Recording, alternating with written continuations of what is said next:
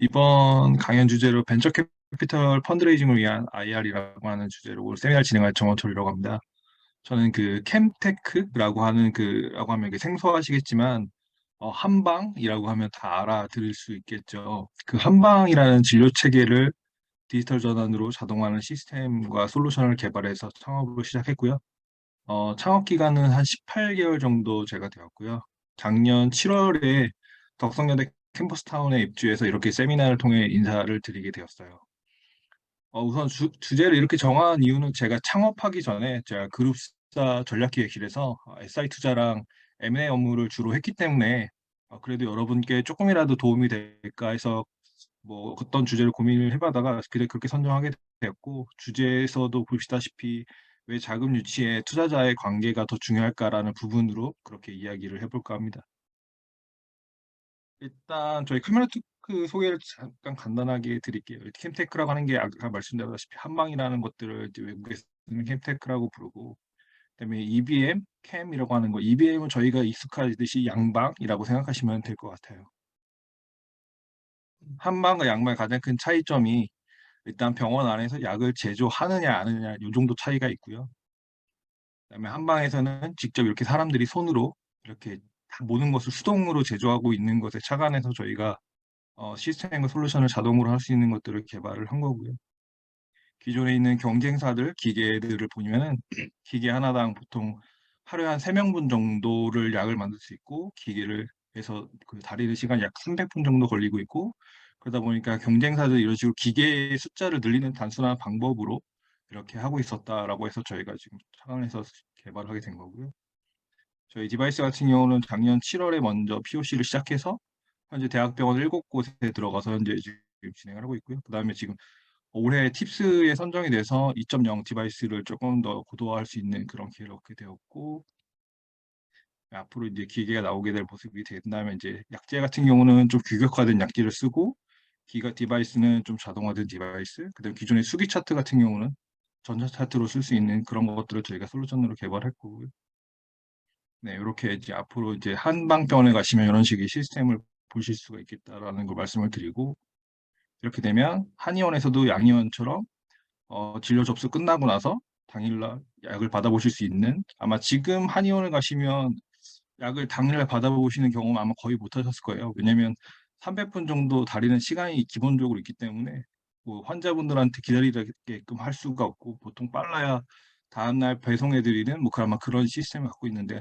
저희 시스템이 보급되게 되면 아마 그런 식의 이제 개선이 되지 않을까 이제 그렇게 해서 저희 차관에서 청업을 하게 된 거고요. 이제 본론으로 들어가서 사실 투자라고 하는 거는 투자를 안 받고 성장할 수 있으면 그게 제일 좋거든요. 제일 좋은 거고 또 우리 회사는 또 투자가 필요한 회사인지 또 물론 모든 사업이 돈이 꼭 필요하긴 한데 사실 투자가 필요한 모델들은 정해져 있어요. 사실 SI 투자자가 그 오픈 이노베이션 요즘 최근에라고 하는 그런 이름의 그 기업의 계획 안에서 그런 투자가 이루어지고 있고 또 대부분 M&A를 맘먹고 하는 투자가 하는 케이스고요. 특히 이제 FI 같은 재무적 투자 같은 경우 말 그대로 재무적인 투자로 수익률과 연결되기 때문에 그 추구 전략을 반드시 먼저 생각해서 그들한테 제시를 해주셔야 돼요. 즉 내가 생각하는 추구 전략에 따라 그 SI 투자냐 FI 투자냐라고 해서 상대를 고르셔야 되고요.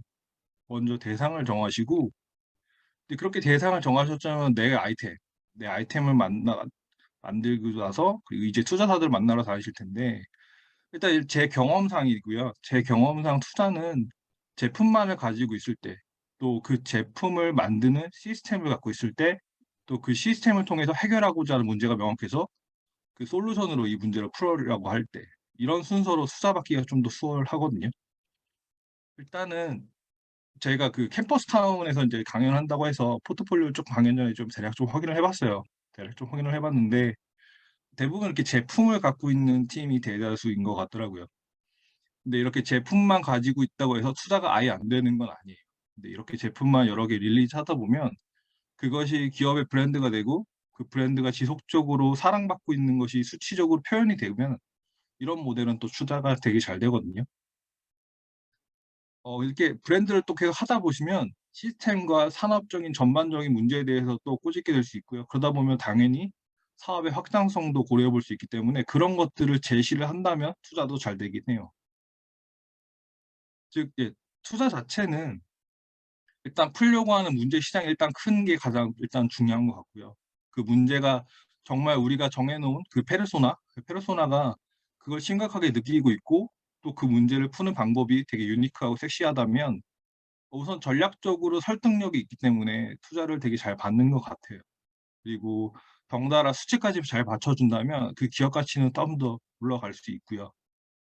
일단 기업 가치를 협상하는 데 있어서 일반적인 FIV의 벤처 캐피탈보다는 SI 투자자인 CVC들이 쪼끔 더 러프하게 잘 쳐 주는 것 같고요. 협상도 쪼끔 더 무난하게 흘러가는 것 같습니다. 그리고 일단은 그러면 투자자는 어떻게 만나냐. 일단 뭐 콜드메일 보내고 가면은 대부분 공용 메일로 가기 때문에 잘 읽어 보세요. 이거는 솔직히 말씀드리자면 진짜 잘 안 읽어 보시고요. 기본적으로 "내가 어떻게 그 사람들한테 워밍트로 하냐?"라고 하면 일단 창업경진대회, 뭐 데모데이 이런 대부분의 행사가 있고 나면 꼭 오프 행사로 네트워킹 자리를 따로 하거든요. 그러면은 그 네트워킹하는 자리에서 적어도 명함을 주고받고 그 명함 안에 있는 그 직접 다이렉트 메일을 통해서나 뭐 메시지 등을 통해서 그들에게 한 번 더 인사를 하시고 그리고 나서 꽤 주기적으로 업데이트를 하시면서 그러면서 인제 미팅 날짜를 조율하는 게 되게 좋거든요. 그리고 나는 아직 그래도 그럼에도 불구하고 나는 사업적 준비가 되지 않아서 데모 데이 같은 데 나가는 데는 좀 무리가 있다. 그렇게 싶으면은 그 고벤처 포럼 같은 대한민국 스타트업 포럼들이 되게 많아요. 그런 스타트업 포럼 행사 가셔 가지고 최소한의 자기소개 정도는 하실 수 있게끔 정도 준비는 하시고 그렇게 네트워킹 하시면서 그리고 대표자 같은 경우는 자기 팀을 계속 노출을 좀 시켜야 되거든요. 이들한테 그래야 관심을 받을 수 있고 그러다 보면 친해지는 투자자 한두 사람 반드시 생기게 되어 있어요. 그래서 그들의 소개로 계속 네트워킹을 확장하는 방법을 쓰시면 될 것 같습니다. 일단 내가 투자를 받으려고 하고 한다면 제가 속해 있는 산업의 섹터를 반드시 확인할 필요가 있어요. 왜냐면 투자라고 하는 건 아까 제가 말씀드렸다시피 그 SI 투자나 FI 투자나 고런 이게 상대도 중요하지만 어 내가 속해 있는 영역의 펀드가 어떻게 어떤 LP들이 구성되어 있느냐 이런 것들도 되게 중요하거든요. 예를 들자면 저 같은 경우는 물론 한방이라는 그런 약간 의료 쪽인 것 같지만 한방제, 한약재 같은 경우는 농식품 영역이거든요. 농식품 영역이면 농식품 펀드가 어떤 사람들이 조성돼 있고 어떤 사람들이 운영하고 있고 이런 것들을 쪼끔 더 한 번 더 들여다볼 수 있어야 되고요. 그래서 내가 의 산업 영역을 확정을 하고 나면 내가 투자받고 싶어 하는 그 하우스가 운영하는 펀드 그다음에 그 투자했던 포트폴리오나 레퍼런스를 한 번 더 확인을 해 보세요. 근데 이거 확인을 어떻게 하느냐? 이거 사실 발품 쪼끔만 팔면 다 확인이 되거든요. 내가 투자받고 싶어 하는 펀드의 사를 펀드가 아니라 내가 투자받고 싶어 하는 하우스가 어떤 펀드를 운영하고 있고 그 펀드는 어떻게 조성돼 있고 LP들은 어떻게 구성이 되어 있고 그다음에 어떤 회사들한테 투자를 했었고 그 투자사들이랑 나랑 성격이 약간 유형한가 이런 것들 한 번 더 확인해 보시고 그리고 대부분의 VC들은 요즘 들어서 특히나 이제 본계정 투자는 거의 하지 않거든요. 본계정 투자는 거의 대부분 하지 않고 물론 간혹 하고 하는 경우 있긴 한데 대부분은 펀드를 조성해서 투자를 하고요. 본계정 투자를 하는 경우는 대부분 CVC들, SI 투자를 하시는 그런 CVC들은 본계정 투자를 하시고요. 그리고 그 펀드의 성격들은 반드시 부여가 되기 때문에 내가 투자받고 싶은 하우스가 어떤 펀드를 운영하는지 반드시 확인하시고 접근하시는 게 좋습니다. 즉 투자를 그러면 내가 언제부터 시작을 해야 되냐. 최소한 어 런웨이가 6 개월 정도는 있어야 될 것 같아요. 일단 지금 제가 이렇게 달력으로 표시해 놓은 것들이 뭐냐면 보통 1월 달, 2월 달 정도 되면 요때는 보통 대부분 주주총회를 해요. 주주총회라는 게 무슨 말이냐면 우리 회사 하나만 주주총회 한다 이게 아니라 투자했던 회사의 주주총회를 다 한다고 보시면 돼요. 그러면 1월, 2월에 집중돼서 그 파트너들이나 심사역들이 각 사에 배정된 주주총회에서 불려나간다고 보시면 될 것 같고 그러다 보니까 그런 심사역 파트너들이 투심을 열기가 쉽지 않아요. 그리고 자기네들 계획과 이런 것들을 좀 수립하는 그런 기간이기도 하고요. 그러다 보니까 3, 4, 5, 6 요때 좀 집중이 많이 되어 있고요. 그리고 투자자들도 사람이다 보니까 7-8월 되면 좀 휴가 기간이고 이래서 좀 투심이 잘 안 열리거든요. 그래서 이제 고런 것들 쪼끔 확인하시고 또 9월, 10월, 11월, 9월 달도 사실은 거의 뭐 추석 명절 있고 뭐 이래서 투심도 잘 안 열리고요.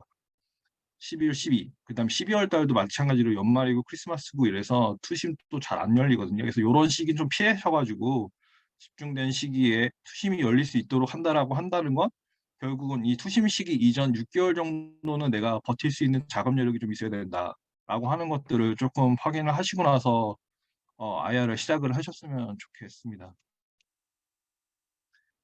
그럼에도 불구하고 '나는 뭐 자금이 없어서 아예 뭐 사업을 시작할 수도 없다. 또 시작은 했는데 아직 나 버틸 수가 없다.'라고 하신다면 사실은 제가 실리콘밸리에도 쪼끔 오래 있었었는데 대한민국의 정부 지원 사업 정말 잘 돼 있거든요. 그래서 정부 지원 사업을 하시면서 런웨이를 늘려가는 방법이 가장 베스트예요. 사업을 시작하기 전부터 예비 창업자 패키지나 이런 것들을 통해서 사업을 시작할 수도 있고 또 예비 창업자 패키지 받고 나서는 뭐 초기 창업자 패키지라든가 청년 창업사관학교 같은 그런 것도 받을 수 있고요. 그 이후로 R&D를 내가 좀 더 뭐 보완하고 싶다라면 뭐 디딤돌부터 해서 제가 했던 뭐 팁스 같은 경우 받아도 되고요. 그래서 요런 것들 꼭 잘 이용하셔 가지고 일단은 런웨이를 늘리시면서 최대한 버틸 수 있는 데 버티고 나서 만약에 투자를 받는다면 투자를 받으시는 게 좀 더 수월하지 않을까 싶습니다. 투자는 일단 제일 중요한 건데요. 투자 유치는 진짜 입금 완료가 돼야 끝나는 겁니다. 어 도장 텀시트 막 날라오고 캡 테이블 조정하고 심지어 계약서에 도장도 찍었는데 입금 완료 안 되면 사실은 끝이거든요. 그래서 이런 케이스들도 생각보다 제 주변에 많이 봤어요. 그래서 입금 완료가 돼야 투자 유치는 진짜로 끝나는 거다. 사실 시드 라운드에서는 이런 경우는 거의 없는데 그래서 일단은 그래도 입금이 꼭 완료된 거 확인하시고 주주사 등기 부등본상에 등기를 명시하게 되는 게 일단은 끝나는 겁니다. 일단 여기까지 제가 준비는 했는데 일단 질문 있으시면 제가 질문을 받도록 하겠습니다.